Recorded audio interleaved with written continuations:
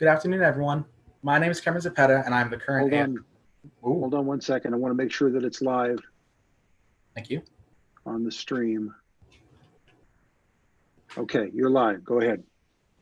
All right. Good afternoon, everyone. My name is Cameron Zapeta, and I am the ASO president. Before we begin with the candidates forum, I'd like to remind everyone of a few important dates.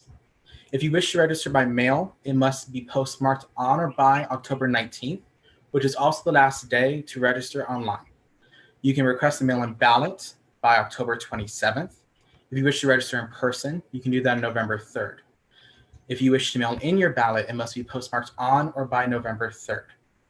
If you wish to vote in person or turn your ballot in person, it must be done on November 3rd between 7 a.m. and 8 p.m. All ballots must be collected by the county election office by November 20th to count. With that, I'd like to turn over the stage to Mark Hemstreet from the Lancaster Chambers of Commerce, who will be moderating this event. Great. Thank you, Cameron. Welcome, everybody. I think we have a great program set up for you today. This is our candidates forum for both District 1 and District 3 for Antelope Valley College Board of Trustees. So just to give you a real quick briefing here. So if you are hearing impaired or you know someone that's hearing impaired, we will have a transcript posted within the next 24 hours for you on the AVC's YouTube channel. So make sure you check back with that. And we're also recording this, so you can also watch it again. To our candidates, we have 3 of the 4 candidates here with us today. I'm going to give each candidate a 1-minute self-introduction. And that's also for you to include what district you're representing. And then we're going to ask a number of questions. Each candidate will be able to answer each question, and we'll give each of you 1 minute to answer the question.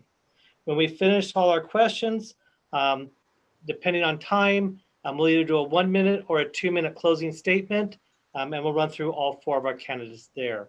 So to start with our opening statement, I would like Michelle Harvey to lead off our forum.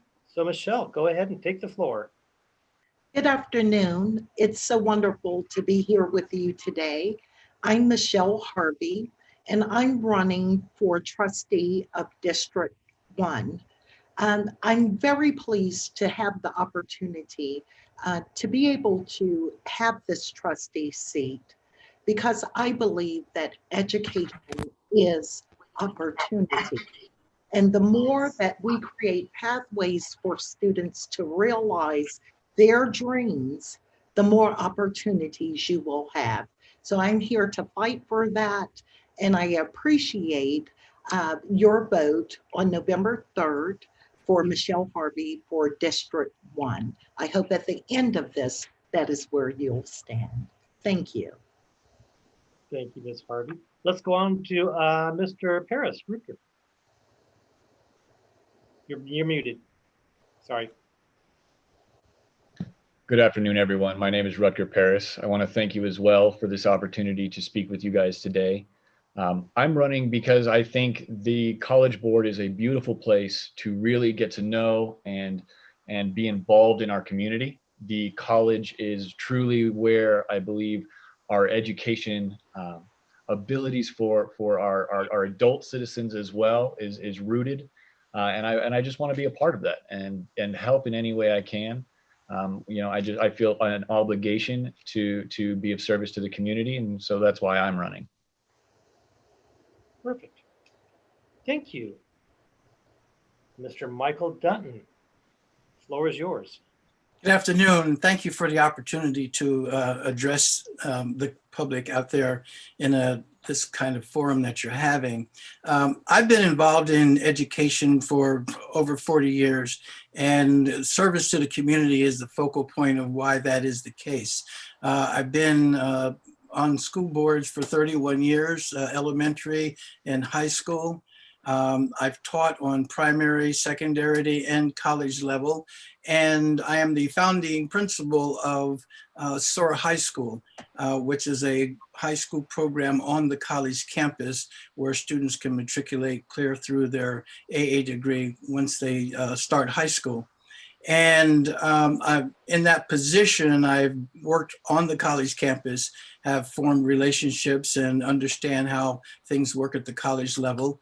And I would consider it an honor if I was elected to represent trustee area number 1, which is the sum total of the rural population, if you will, of the Antelope Valley. Thank you Time's very up. much. Great, thank you.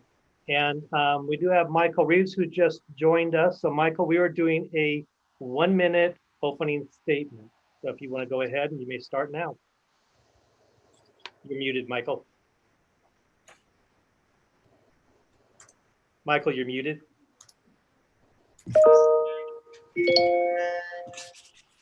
Can you hear me all right, guys? Yeah. Okay. Okay. I was involved in the Los Angeles Community College District when I lived down below 13 years ago. I ran for the board down there, and I also ran for some vacancies on the board.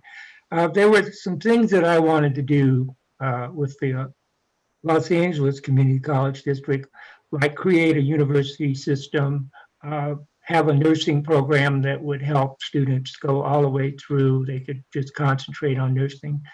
Those are some of the things that I wanted to work on, and I see that I might have an opportunity to do some of that by running for this board. Now, we're going to be facing many challenges in the coming days, and we'll talk about that as we go along. But you have an idea while I'm running. Thank you. Great, thank you, Michael. All right, let's move right on to our questions. So our first question, I'm going to start off with Michelle. Again, Michelle Harvey. You'll be our first one up on this. And each question we are going to go and someone new is going to start each question off. Actually, I had Michael was going to start off the opening statements, but he wasn't here on time. So, but I'm going to get back onto my schedule because I've printed it all out so I can read it. So Michelle, first question to you and all the other candidates. What unique qualifications do you have to serve as a board of trustee? And you have 1 minute. Thank you for that question. I have over 20 years of experience in education. I have served as a chief academic officer in a public school district, chief of schools in New Orleans after Hurricane Katrina. And I've also worked doing operational work for schools and school districts for over the past 20 years. What I see that I can bring to District 1 is a fresh perspective about the community college system, what it offers students, and also my experience from my work in New Orleans, as Michael just stated, we're going to be experiencing a lot during the pandemic. How we learn, whether that be in person or remotely. And my experience from emergency management, I think will help a lot. Thanks. I'll get a timer too. Thank you. What I might do is for each one of you, is I'll raise my hand when you have 10 seconds, when you have 10 seconds, and then I'll close my hand when your time is up. Will that help? That might help you because I'm timing it, but yeah, it's okay. That would be helpful. When I do ours for the chamber, I have lights and stuff, so it makes it different. So, Rutger, same question. Do you want me to repeat it, or are you good with it? What unique qualifications do you have to serve on the board? So my unique qualifications, I have a law degree from University of Pepperdine Law School. I've been born and raised in the Valley, lived here my whole life. I came back after college, after law school, to continue my career here. I plan on living here the rest of my life as well. I actually attended Antelope Valley College during my undergraduate career as well. I was there for a few different classes. I very much enjoyed the option, the ability to come home for the summer and be able to take courses, further my education, and actually save money, because then I didn't have to pay for those general education courses at the university I attended. So those are being able to have that firsthand knowledge, I think, is very valuable in understanding what each student goes through and what is valuable to the student. Thank you, Rutger. Michael Dutton, your turn next. Yes, what I think is valuable experience that I have to offer is the fact that I was a founding creator and founding principal of SOAR High School, which is an integral part of what's happening at the college now.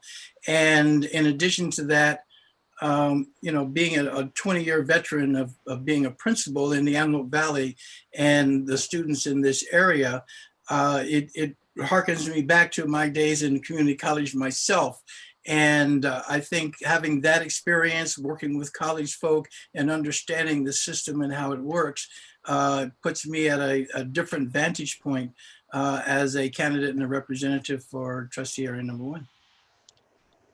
Wonderful, thank you. And Michael Reeves, you may start on yours. Well, I've worked for the LA County Office of Education and Occidental College. I have a AA degree, bachelor's degree, master's degree, contemplating a PhD degree if I can get $50,000. And I also was involved, like I mentioned, with the LA Community College District Board of Trustees. Also, as you all well know, I've been involved in the community up here. I've run for just about every office there is. In the meantime, I've participated in many community meetings and events, particularly at the hospital. As you well know, I'm running for 2 offices on the ballot. I think a combination of that experience and a community involvement will make me an asset to Antelope Valley College. Thank you. Thank you, Mark. Thank you all. All right, question number 2. And question number 2, we're going to start off with Rutger. You will be answering the question first, followed by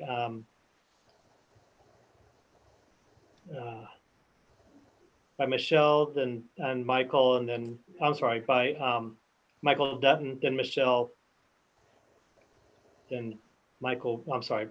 Michael Dutton, Michael Reeves, Michelle Harvey will be next. Boy, it's gonna be hard for me to keep these all straight. Number 2, what is the driving force behind you running for the Board of Trustees at AV College? It goes back to the desire to serve. I am undeservedly blessed to have been born in this valley, raised in this valley, come back and be a part of a family business in this valley. And with all of that, there's this obligation I feel that I am undeservedly blessed, and I need to therefore help and serve in whatever way I can. And I find that the College Board would be a great place to start, especially with our young students. I very much would like to be a part of the college in a way that hopefully brings up our students and includes them in hopefully new endeavors that we hadn't thought of before. Wonderful, thank you. Michael Dutton.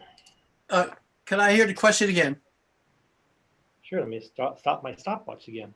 What is the driving force behind why you are running for the Board of Trustee position at the college? Okay. The driving force for me, very much like Rutger, is the fact that I am dedicated to community service.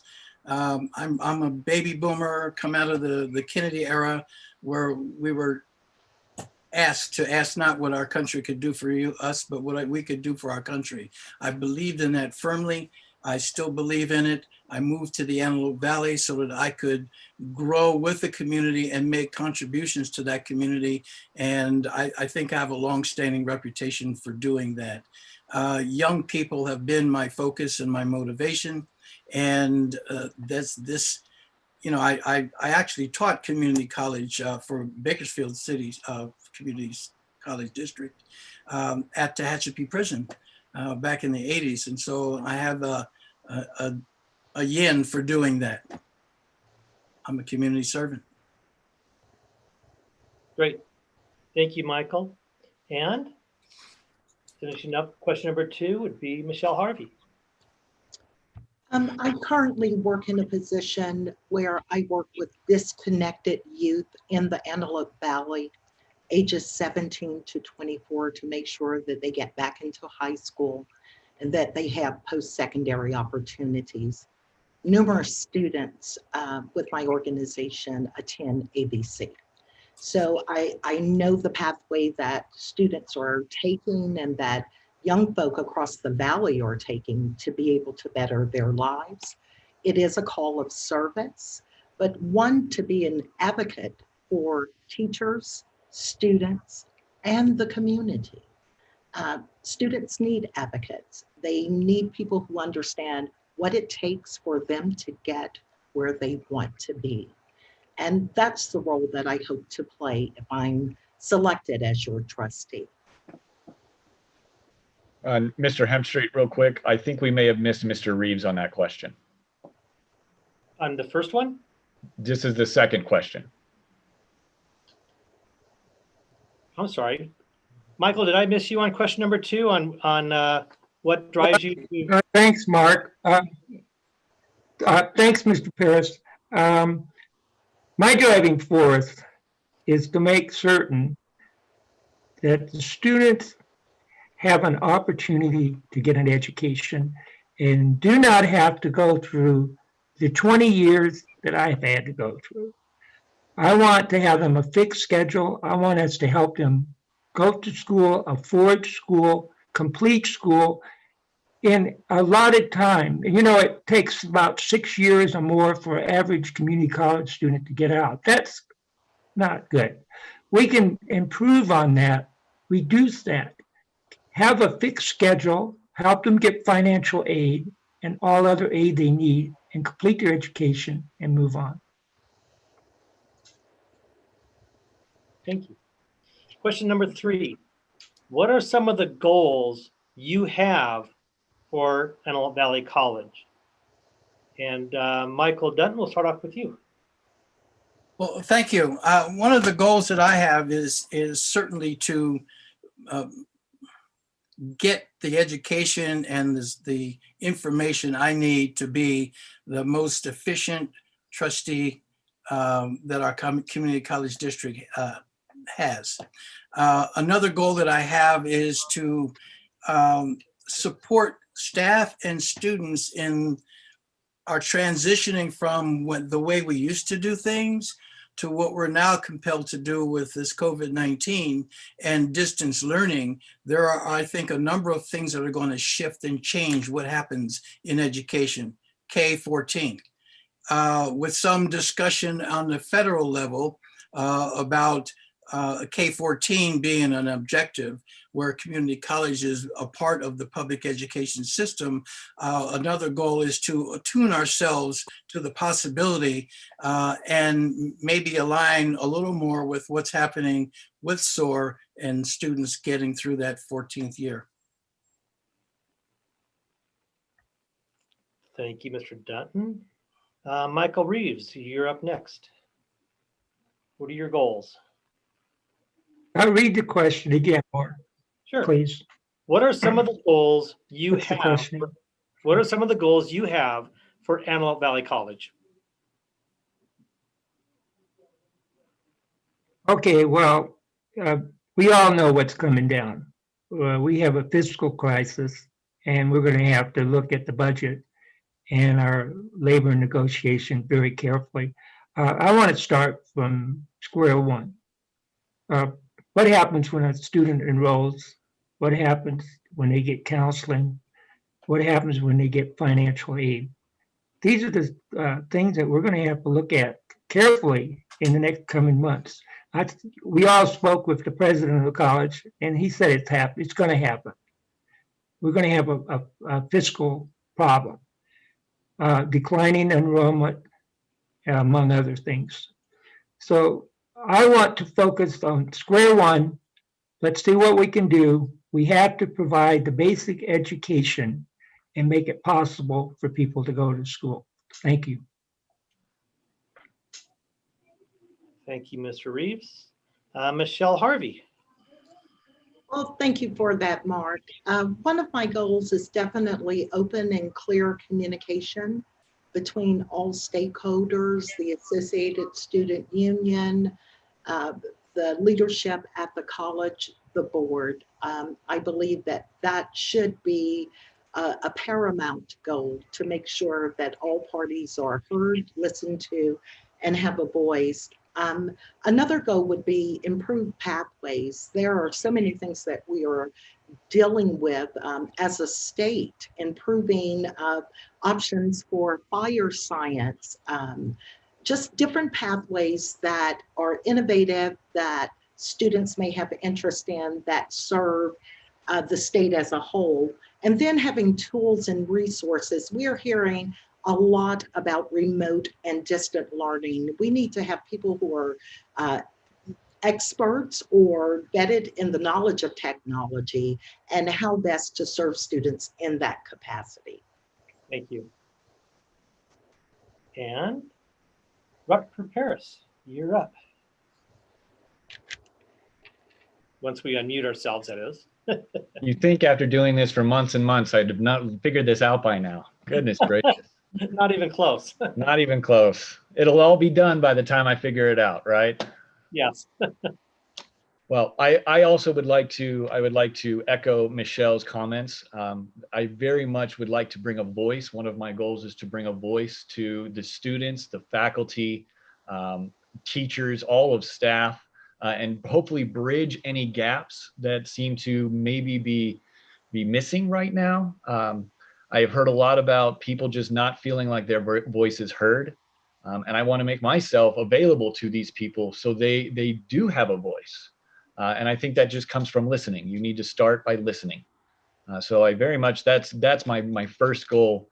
And then second would be to increase the amount of high paying jobs and certifications that are available to our students. Our nursing program is a phenomenal example, as well as our work with other union leaders. The International Brotherhood of Electrical Engineers is one.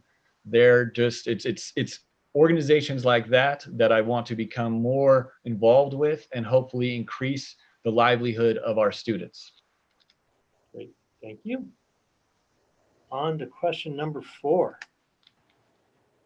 How will you ensure student voices are being heard at the institutional level? And we're going to start off with Michael Reeves. You're going to lead off this question. I'll read it one more time.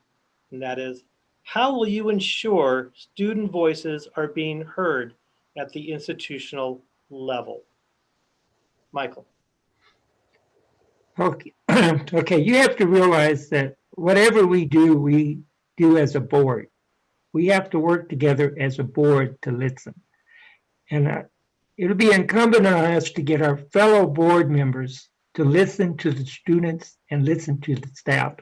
At the last board meeting, there was some unhappiness by some of the teachers and also the students about some of the things that are going on. It's incumbent on us to listen as a board and act as a board for the students and the staff. And that begins with when someone comes up to speak before the board, they're treated with respect and dignity and listened to. And if it's not possible to give a response immediately, we'll get back to them and give them a response. Thank you, Michael. Thank you. Michael Dunton, you've got the floor. Yes, in concert with what Michael is saying, listening is probably one of the strongest features of communicating, and you have to listen. Being a board member, you're one of 5. Any important decisions or actions that take place is a collection of 5 people having input. And so working with other trustees and forming a good listening group of people so the students have access, so the staff has access, and so that they feel like they're being communicated with and supported by the board is vitally important. So I see that as one of the strongest features of that particular role. Great, thank you. Rutger. One of the things I want to do is I would like to establish a monthly, maybe like a coffee time, or I don't know, I remember a walk with the mayor when I was younger, something like that, where we are accessible to the students. Well, whoever wants access, that we are there. That is one of the things I was hoping to initiate. I also would like to do the same thing with staff and with teachers, to have a time set aside each month where for an hour, 2 hours, whatever it may be, it's almost like office hours, where they can come to us with their questions, concerns, grievances, and really be heard one-on-one. That is how I think is a good, I think that's a good way to begin opening those lines of communication and begin developing that sense of trust. Perfect. Michelle Harvey. Thank you, Mark. I think one of my best qualities is remembering what it was like to be a young person. And with that, having ideas that you knew were great, but something happens, I guess, as we all grow older, we don't listen to young people as much as we should. I believe that young people are the future. I'm glad to see that you have a student trustee who attends board meetings, and they have a voice for the board as the student representative. But I agree 1000% with Rutger. And I do believe that there should be times, be it coffee, a monthly luncheon, where you sit down and hear thoughts, ideas, concerns of your constituents. And that should be students, teachers, and stakeholders. Beautiful. Thank you, Michelle. Question number 5 reads, how will you represent your respective districts in the Board of Trustees? And we will start number 5 with Michael Dutton. Thank you for the question. Trustee Area 1 is, as I had mentioned before, a rather rural area to represent, going from Ventura to San Bernardino County, surrounding Palmdale, Lancaster, and the Little Rock areas. I'm rather active on the Rural Town Council Association. Well, there's my local council is out in Pear Blossom, but we're active in other rural town councils and have exposure in that area. And so I have I think some sense for the needs of that part of the community college district. But something that was also said in that previously about students, and that is people of that area that would be represented need to see and hear from the representative on the college board, as do students. Thank you. So we're back to Rutgers up next. Well, I will admit I am grateful and lucky that our district, District 3, is much more compact. I do not have nearly the logistical issues Michelle and Michael deal with. But I think there are ways that we both can utilize. Facebook, I think, is a brilliant method to create a group for your district, for your constituents, that they can ask questions there. You can do it via a website. That's how I have it set up right now, is via a website. But I think there are multiple ways to really be able to engage with your constituents. But also, due to COVID, they do need to be remote for now. And until we have that vaccine and it is international, global, we need to be very careful with each other and our health.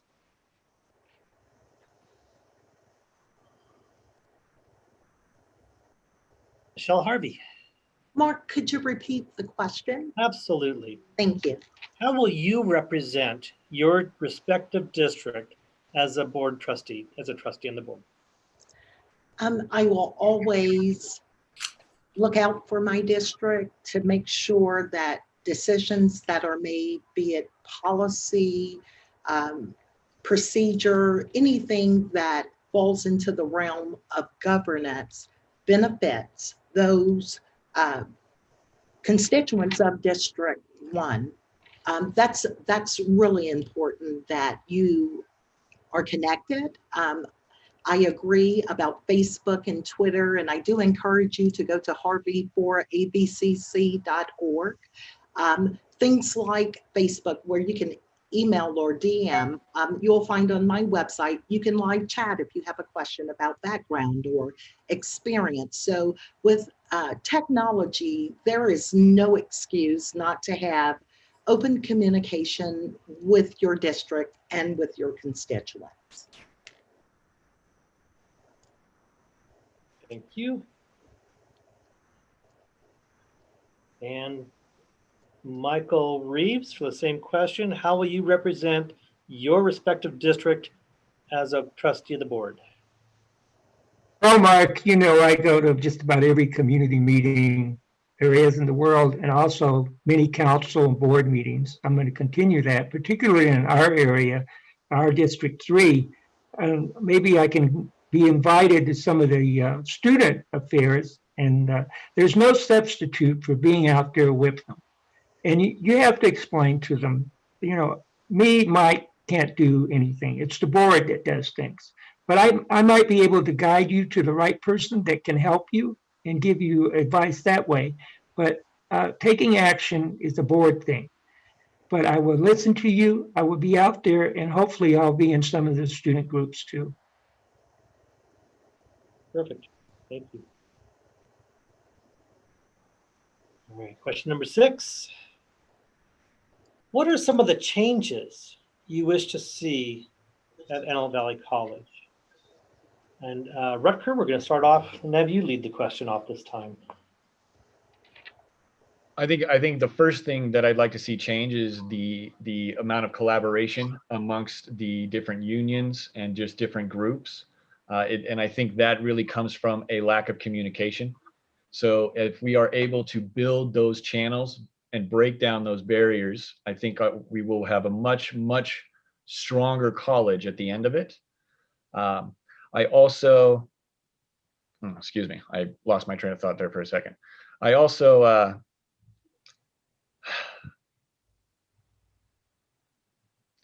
very much want to see an increase in the technology sector. I think that is extremely important. We really need to be looking at where the world is headed and make sure our students are prepared for it, especially when it comes to their career goals. As Michelle had said, there are several new industries available that are not being properly maintained or taught because there just aren't facilities that do it. And we have an opportunity there that we should jump on. Thank you. Same question for Michelle. I agree that collaboration is something that is needed more at AVC, and I would love to be able to be in a position to facilitate more consensus and buy-in, and just for people to be able to be heard, listened to. For me, it's not so much a change as it would be the growth of AVC, the growth of the programs, growth of the ability for students to access that programming, and to be able to take courses at a pace that is relevant to them, but especially when it is needed that they can get into that class. So that has to do with the growth of the college. I know that there are several bonds, the college is growing, but I'm specifically speaking to academic pathways, new innovations, and opportunities for our young folk. Thank you. Michael Reeves, you're up next. And repeat the question again, Mark. What are some of the changes you wish to see at Antelope Valley College? Well, you know, if I was dictator of the world, I would have every student come and get a fixed schedule. And the college would be incumbent to make sure that the student was able to adhere to that fixed schedule, whether it was financial help or counseling or whatever. Help the student with that fixed schedule so they can spend their 2 or 3 years here and move on to a better life. I would start by asking the students, you know, what is bothering you? What can we do to make things better? Is it the counseling office that's lousing up? Is it a failure of us to have classes? What can we do to expedite your education so that you can go out and get more education or get a job in the real world? Thank you. And Michael Dunton, same question for you, sir. Yes, I attended a webinar that was hosted by the Chancellor's Office and on lessons in community college leadership. And several things that were brought up, a couple of things that were touched on here that I think are important that I would like to see focused on. One of them having to do with student placements. When I started years and years ago, I started community college, you know, they take a test and then they place you in different things based upon that test score. And a lot of people have been held back. I actually took English, C and 60 and then 50 before I could get the 1A and 1B, which added time onto my tenure there as a student, when in fact 60 and 50 were more difficult than 1A and 1B. And shifting student placements and making it a little easier for students, not easy in terms of the challenge, but giving them an opportunity to take on the challenge of what everybody else is doing. I gotta cut you off there, buddy. Sorry. Gotta keep it going there. All right. So we're on to question number 7. How do you envision working with campus groups and organizations like at the Academic Senate and the Associated Student Organization? And Michelle Harvey, we're going to start with you. Through collaborative efforts, you cannot be of a benefit to anyone if you don't know what is happening. So the first thing would be to gather information to find out what the concerns are, what the needs are. And as far as working with the Academic Senate, I would love to. Academics is my thing. But there are a lot of groups that are connected to the community colleges, knowing what the needs are, how to best serve those needs. Thank you. Michael Reeves. Michael. Well, we had some people come up before the board the last meeting that were unhappy, and they were in the various groups we mentioned. How did it deteriorate to the point where you have to go to the board and express your concerns? That's what bothers me. Is it because the board isn't listening, or the board or the president isn't listening? Let's find out what we can do to open up the communication with the board. The board makes the decisions. The board will be the one to act on what they want. But we can begin by finding out why there is miscommunication and what can we do to improve it. Thank you. Michael Dunton. Yes, could I hear the question, please, again? Certainly. How do you envision working with the campus groups and organizations like the Academic Senate and the Associated Student Organization? I think it's one of the things that board members can do certainly is to be accessible, to be available. And I think that's an important perspective that needs to be conveyed to these groups, and an important role for board members to play. There are all kinds of ways that you can communicate, and people should be able to communicate with you. Board makes those ultimate decisions, yes, but those ultimate decisions should be for the benefit of the organization, not the disdain or displeasure of them. So getting input from all of these organizations and developing ways where you can communicate to get that input, I think is vital. Thank you. And Rutger Harris. Yeah, I agree with both Mr. Dutton and Ms. Harvey. It all comes down to open and honest dialogue and building strong lines of communication where both sides can put away their ego and come to the table realizing we all have one goal, and that goal is to better our students. You guys are our goal, right? Everything else comes secondary to you. So we are here in every capacity to serve you. So that is where, and that's where I would focus. I envision working with them every step of the way, because these organizations are the ones that really know what's going on in their school, and there's no better source of that information. So without open lines of communication, honest lines of communication, I think we'll all be in trouble. Thank you. There. All right, our next question. What is your financial philosophy when it comes to this institution? And Michael Reeves, we will let you lead off this question.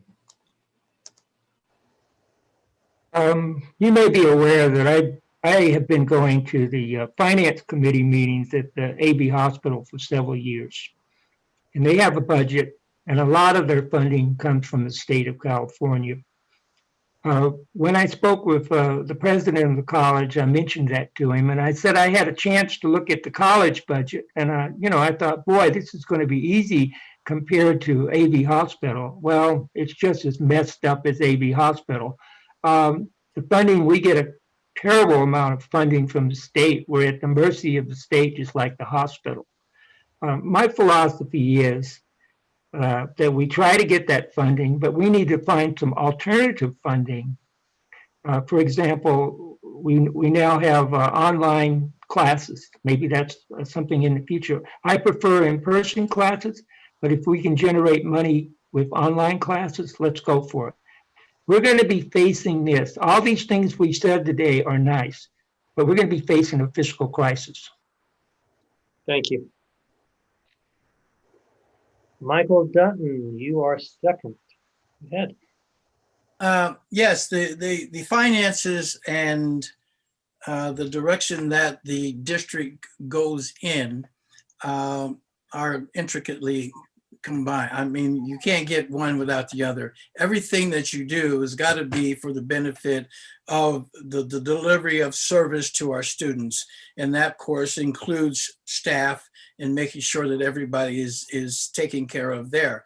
But there, as Michael was saying, there's a limited amount of funds. There's an intricate maze of where those funds come from and how they can be spent, but everything needs to be maximized in the direction of supporting staff and students. I firmly believe that.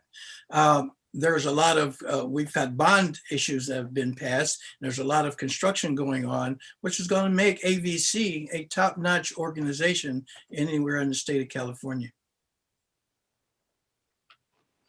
Thank you. Rutger Paris.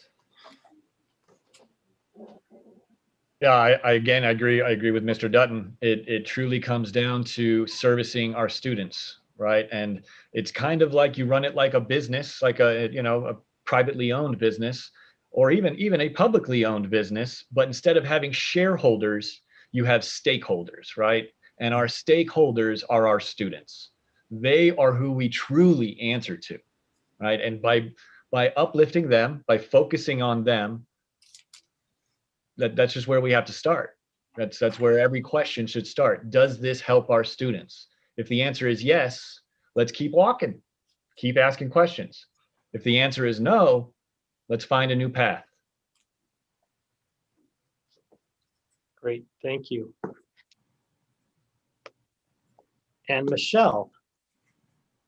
I agree with what I've heard here. the purpose of college is to serve our students. As to the financial philosophy, I would say we have a pandemic coming. Evaluate your budget, reduce waste, spend smartly, but most of all, fulfill your mission. That's what the college has to do.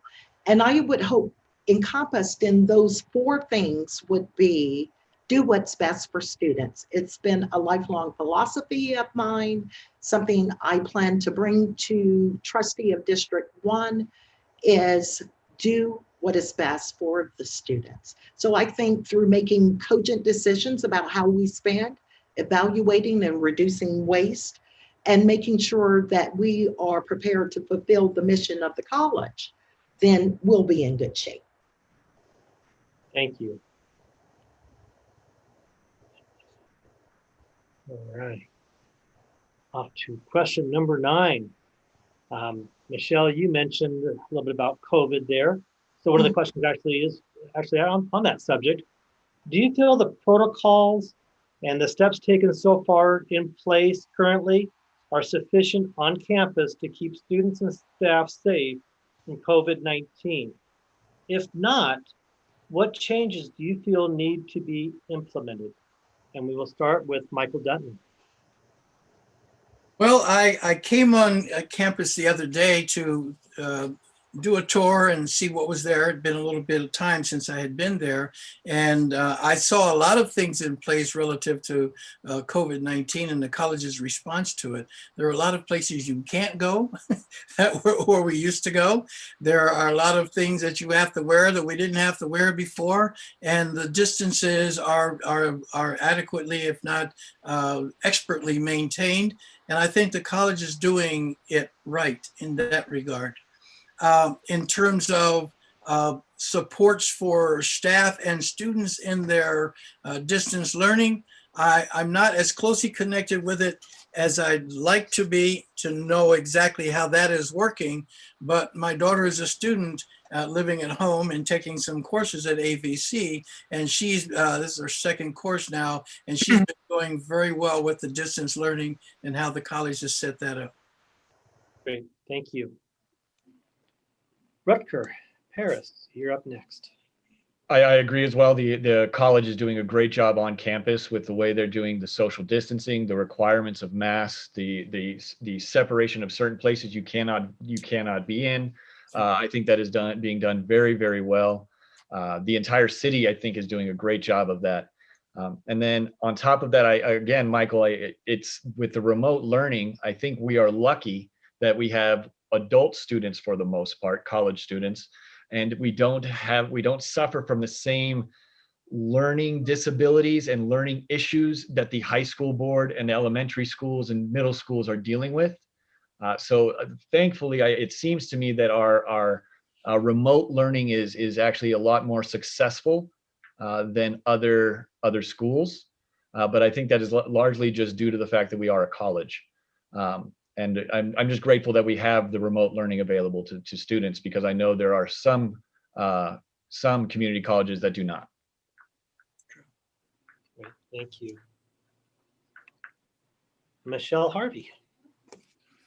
Thank you, Mark. According to the CDC, we may not see something that looks like normal until third or fourth quarter of next year. And so the way that I think about this is kind of, we don't know what we don't know. There may be additional waves of the virus happening. So we do know right now that wearing a mask, washing your hands, social distancing, those things work. But as we head towards winter, I am convinced that we're going to have to rethink how we do things. We're thinking about hand washing stations being set up. Okay, that's great in the summer when it's easy to walk up and wash your hands. But what are the remedies when the weather turns colder? So I do believe there are some adjustments that are going to have to be made, and we're going to have to be able to look at that and make sure that we are keeping not only students, but our classified staff and our certified staff safe. Thank you. Thank you. Michael Reeves, same question to you. Do you want me to repeat it for you? That's okay, Mark. First of all, I really personally don't know the concerns of the academic senate and the students on this. Are they happy with it or not? I know the college has been really good about starting up the remote learning. They have 4 different ways to do it. They did an excellent job of doing that. I think we need to promote the remote learning because we get money from the state for in-person learning, and also we get money for remote learning. Not as much by remote, but we'll take what we can get. But we also are renovating, and we're also building new buildings on campus. I wonder if it's feasible to adjust some of those buildings so that we do have a remote distance for the students in the future. Thank you, Michael. Appreciate that. All right, wrapping up our last question here, trying to keep us on time, keep us on our timeline here. Your term is for 4 years. The current president's contract expires in 3 years. If he does not wish to renew, which I think he may want to retire after his contract is up, I have heard that from him, what will you be looking for in a new president? And we are going to start that off with Rutger. I'm looking for strong leadership. I think the president is doing a great job. I think he's a bit of a bull, but I do think you need a bull occasionally. I think you need a strong personality in a position like that. And I would look for someone who is also looking down the road, seeing the long game, and not just his 4 years or her 4 years or however many years his contract runs, that they're looking 30 years, 20, 50 years, right? That's what we have to be doing as well in our 4 years, is we need to be looking beyond just what's in front of us. And I hope we would find someone who shares those values. Great, thank you. Michelle Harvey. If we were tasked with evaluating, interviewing, finding a new president, I would want someone who is innovative, a futurist. It's like Rutger says, someone who can see down the road, realize that it is not about just the immediate, although that is important too, because we have students who are trying to graduate right now. But being able to have a vision for the future of the college, and someone who has a deep understanding of the value of stakeholders, that would be important in a role like that. So definitely a collaborative, innovative futurist. That would be exciting, I would think. Thank you, Michelle. Michael Reeves, what are your thoughts?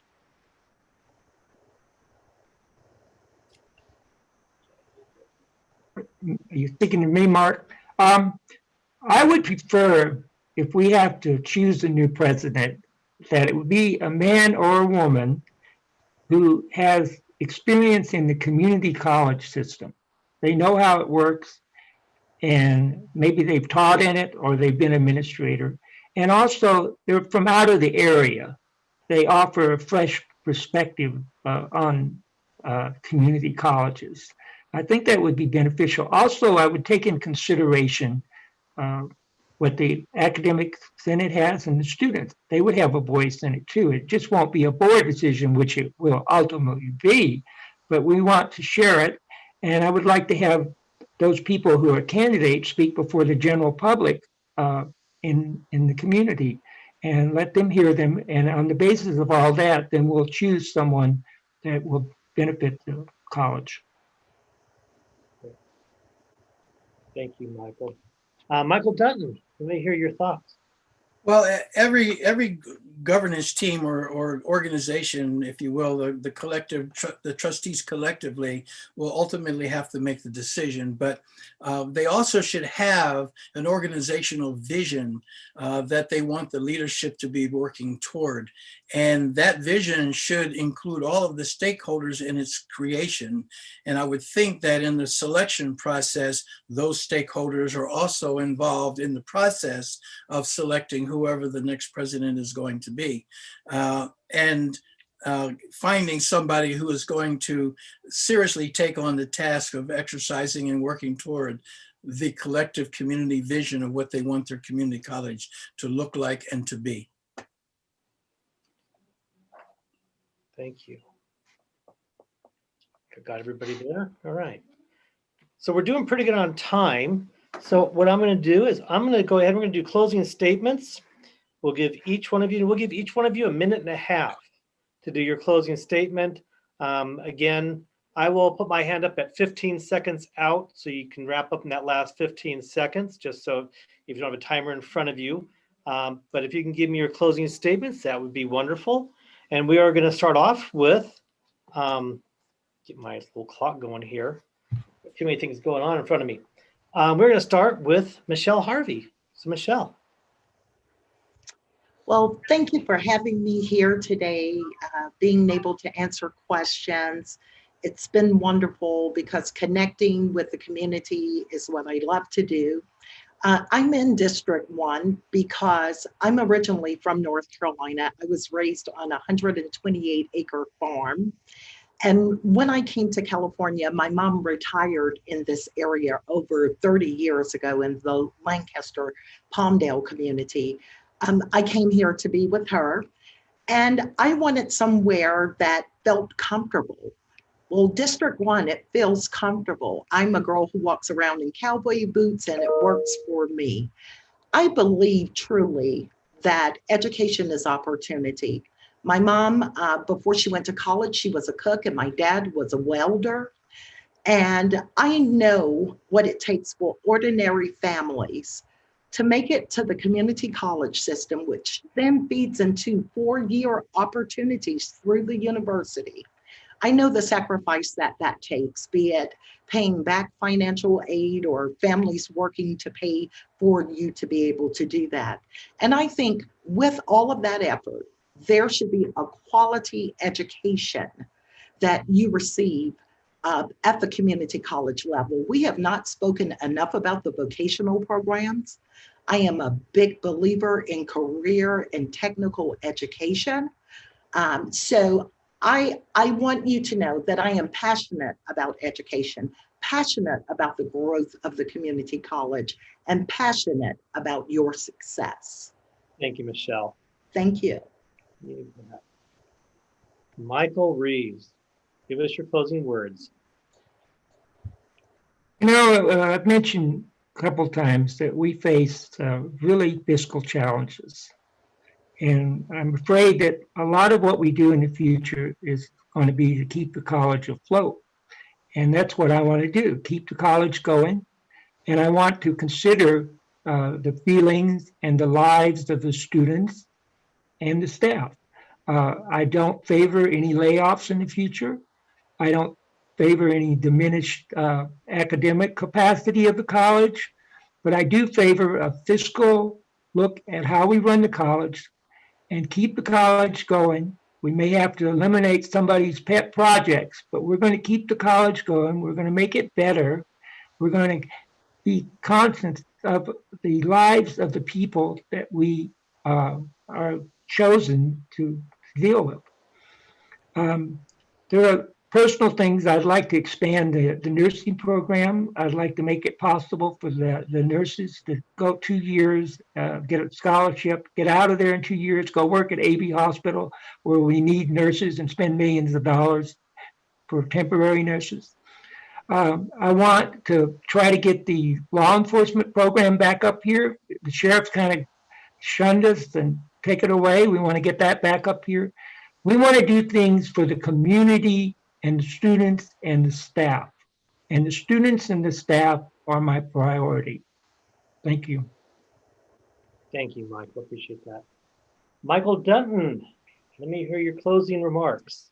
Well, my closing remarks would be that as I began, I mentioned that I am a community servant. My background is similar to Michelle's. You would think she was my sister. I grew up on a smaller farm in Pennsylvania about 50 years ago. But, you know, coming here and being part of the community college system, we didn't have this in Pennsylvania. They didn't have anything like this. You had to go to a prep school if you were wealthy enough. So my mother, who graduated from high school after I did, got her AA degree in nursing at Bakersfield Community College.